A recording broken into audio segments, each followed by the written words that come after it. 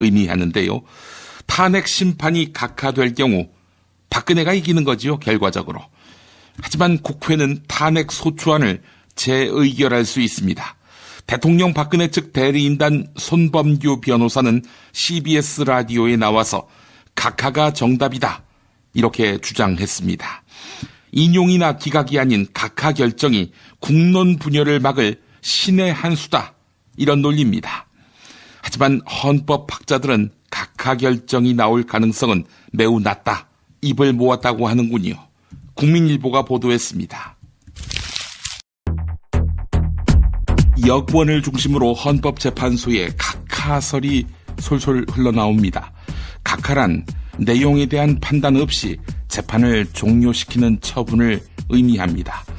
박근혜의 권력을 유지시킨다는 점에서 기각과 다르지 않습니다. 한편 여권이 헌법재판소에 대통령 박근혜 탄핵 인용을 대비한 반격을 준비하고 있는 것으로 보입니다. 그야말로 혼란스러운 여권인데요. 이런 가운데 야사당은 새 특검법을 만들려고 하는데 자유당 반대로 난관에 봉착해 있습니다. 심상정 정의당 대표입니다. 이미 합의한 대로 새로운 특검법을 빨리 가급적 빠른 시일 내에 통과시켜서 박영수 특검 시즌2를 열어야 합니다. 역대 두 번째 대통령 탄핵 심판을 맡은 제5기 헌법재판부는 주로 기존 법질서 유지를 선택했습니다. 상당히 보수적이었습니다. 박근혜 정부가 주도한 통합진보당 해산과 전교조 법외 노조화에 힘을 실어주었습니다. 법질서를 중시했느냐, 아니면 박근혜 정부의 통치 질서를 중시했느냐, 이번 탄핵 심판을 통해서 성격이 명확해지겠죠? 박영수 특별검사팀이 수사를 마무리하면서 대통령 박근혜가 최순실과 뇌물수수 공모 혐의를 받고 있다고 밝혔습니다.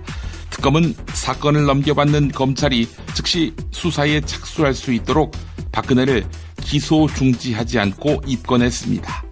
검찰, 니들이 더 파헤쳐봐라, 이런 이야기지요. 친박단체가 이정미 헌법재판소장 권한대행의 집 주소를 공개했습니다. 심지어 단골 미용실과 단골 슈퍼까지 언급해서 논란이 일고 있습니다.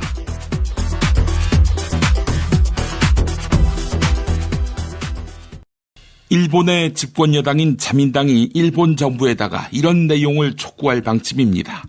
해외 적 기지를 공격할 수 있는 능력 보유를 검토해야 한다.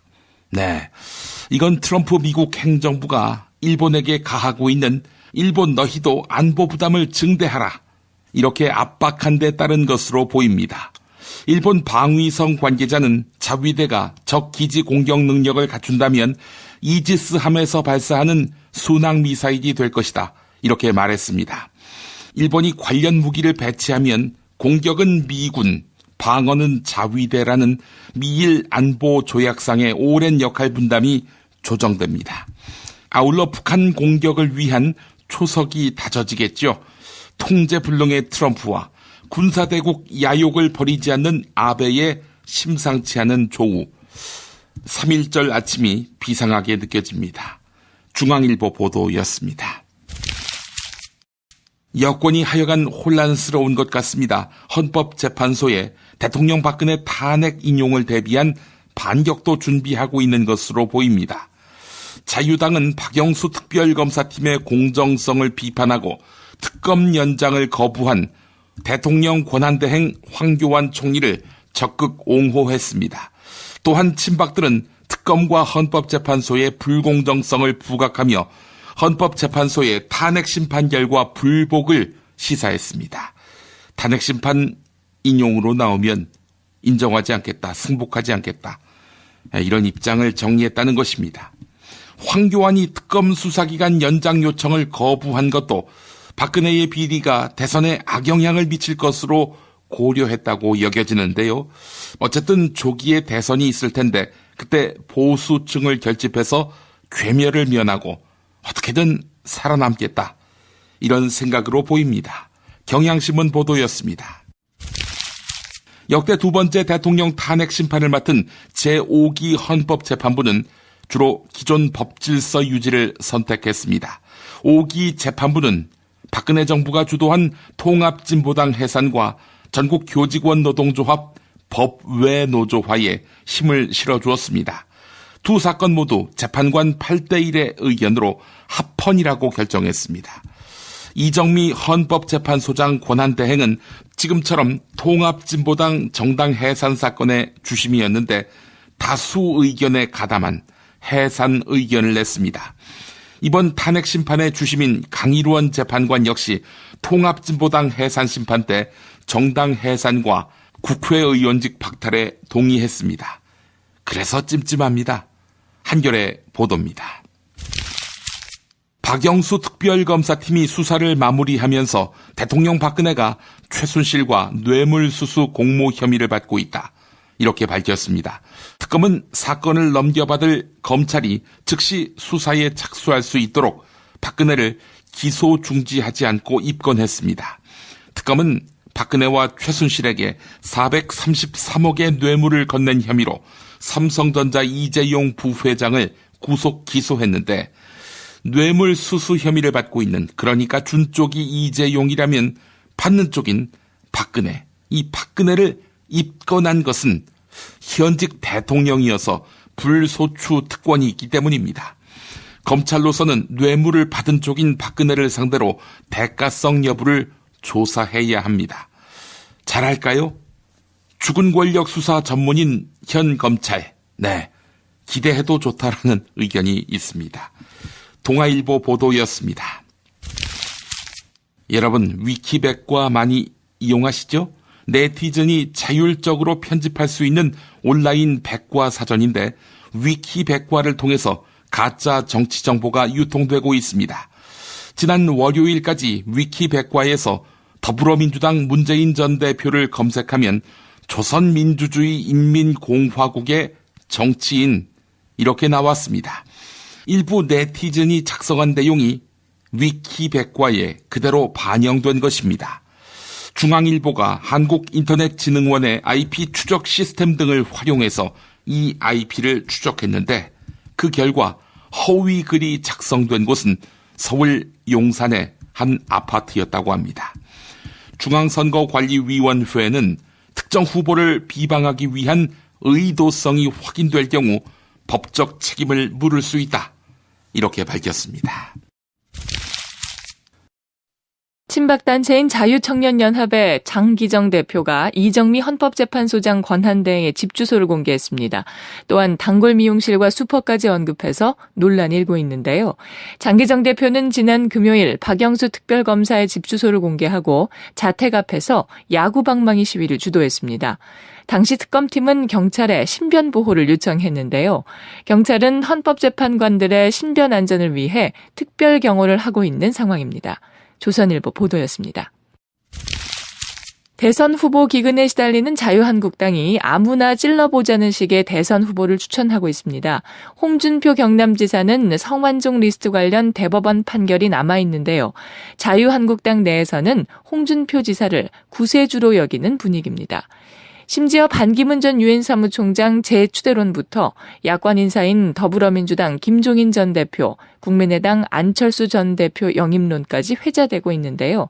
이런 상황은 바닥까지 몰린 집권 여당의 현실을 보여주는 것이다. 이런 해석이 나옵니다. 경향신문 보도였습니다. 박영수 특별검사팀이 수사를 마무리하며 삼성전자 이재용 부회장 등 17명을 일괄 기소했습니다. 이에 따라 특검팀이 재판에 넘긴 피의자는 모두 30명이 됐는데요. 특검팀은 이재용 부회장이 최순실 측에게 건네거나 약속한 돈이 모두 440억 원대라고 판단했습니다. 경영권 승계 과정에서 대통령 박근혜의 도움을 기대한 것인데요. 특검팀의 기소 내용을 보면 이재용 부회장이 삼성물산과 제일모직 합병으로 8,500억 원 이상의 재산상 이득을 얻은 것으로 드러났습니다. 한편 국민연금공단은 1,400억 원 가까운 재산상 손해를 입은 사실도 밝혀졌습니다.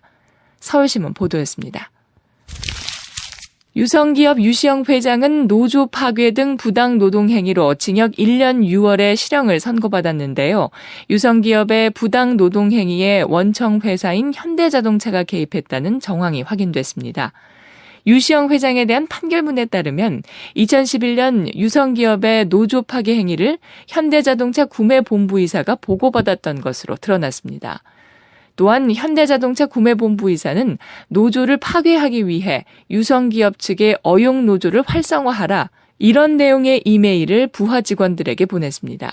이에 따라 유성노조가 법원에 현대차를 기소해달라며 낸 재정 신청의 결과가 주목됩니다. 한겨레 보도였습니다. 동아일보 단독 보도입니다. AI 사태로 정부가 미국산 계란을 수입했던 것 기억하실 텐데요. 이를 계기로 미국의 관련 업계가 계란 시장 전면 개방을 주장하고 나서 논란이 예상됩니다.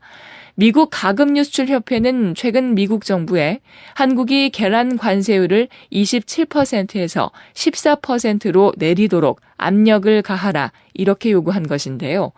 하지만 기존에 수입한 미국산 계란도 50만 개가 남아도는 상황입니다. 이 같은 통상 압박이 국내 축산 농가에 부담이 될 수 있을 것이라는 우려가 나오고 있습니다.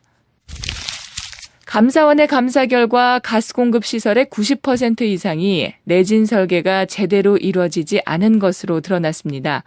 가스 공급을 위해 제어 기능을 담당하는 건축물은 내진 설계 기준 적용 대상에 해당하지 않습니다. 이에 따라 해당 건축물 5천여 개 가운데 92%가 내진 설계가 이루어지지 않았거나 내진 설계가 이루어졌는지 확인할 수 없는 상황이었습니다. 또한 17개 시설에 대해 예비평가를 실시한 결과 8개가 적정 내진 성능보다 기준이 낮은 내진 2등급으로 조사됐습니다. 감사원은 6에서 6.5의 지진이 발생하는 경우 건물이 붕괴하거나 심각한 피해를 볼 수 있다고 지적했습니다. 세계일보 보도였습니다. 19대 대통령 선거 뉴스K 라이브가 책임집니다. 미디어 협동조합은 대통령 선거일까지 통합 미디어 브랜드 뉴스K 라이브를 서비스합니다. 뉴스K 라이브는 품격 있는 보도